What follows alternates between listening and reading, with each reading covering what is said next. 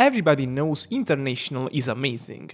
It's a team that will never let you down in any type of content, be it single target focused or AoE focused. What not everybody knows, however, is that Childe is not just a Xiangling slave in this composition. It's easy to see why people would think that. After all, the one pulling out the big guns for the majority of the rotation is Xiangling, and as a result, she's the main source of sustained DPS on the team. But if you go ahead and calculate the damage output of the team, Tartaglia and Xiangling are quite close. A big reason for that is Tartaglia's amazing elemental burst, which she can reliably vape on a wide AoE range. To be honest, I think calculations actually undersell the importance of the elemental burst. In practice, since it's one of the first damage instances in the rotation, you can quickly reset the Abyss room until you get a critical hit on opponents from it.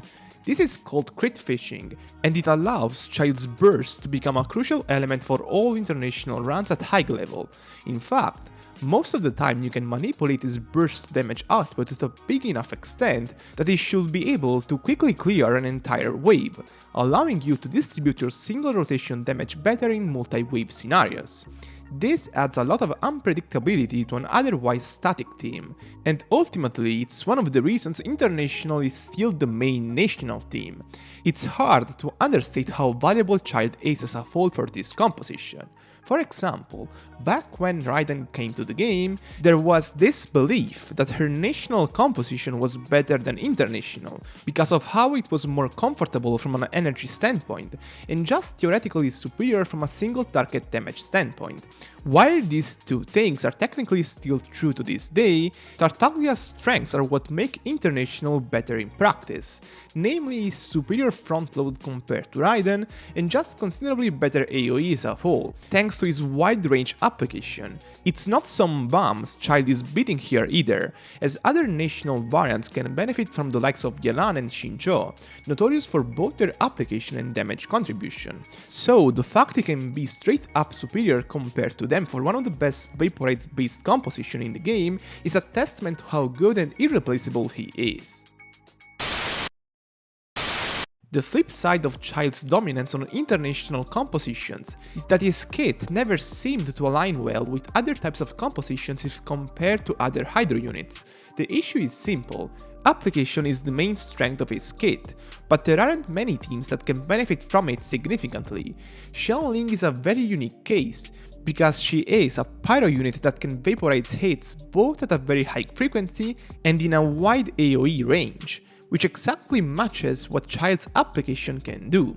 Other types of teams based on hydroelemental reactions often feature powerful Anemo units such as Sucrose and Kazuha, who can maintain the hydro application on an AoE range with their swords, without the restrictions that Childe's elemental skill cooldown causes. This opened the way for other hydro units on teams like Overvape and Electrocharge, units that couldn't quite match Tartaglia's elemental application on field but could compensate with less strict rotation structures and more consistent application through off-field attacks.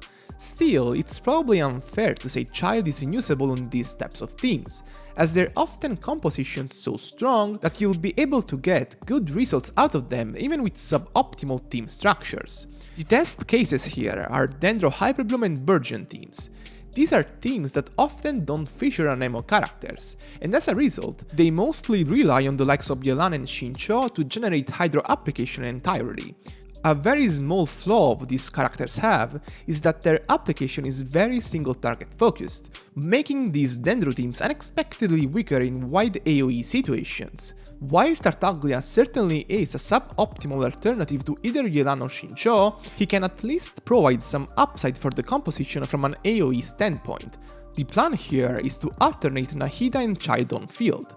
What you don't want from Tartaglia is prolonged on-field windows, which will make him quickly overtake the Dendro aura on opponents and maximize Electrocharge or Vape reactions, depending on which Bloom team you're using.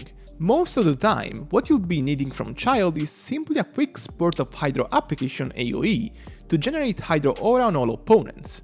Nahida will always be able to take advantage of that, since her skill application works on a guaranteed AoE basis. While this team definitely can't match the Yelan and Shincho core in single target situations, it can perform quite respectably in AoE, and at least give a purpose to Childe on these teams. An important thing to note is that I think Tartaglia should always be used alongside another strong off-field Hydro unit on these compositions, since his application will just always suffer from the heavy restrictions his cooldowns impose on him. That's the reason I don't like Tartaglia much on Nilou Bloom teams, for example, so teams that are often used with a 2 Dendro 2 Hydro structure and necessitate that second Hydro to be optimal and consistent to function. I'm done for today. As always, if you enjoyed the video, make sure to leave a thumbs up and subscribe. See you next time!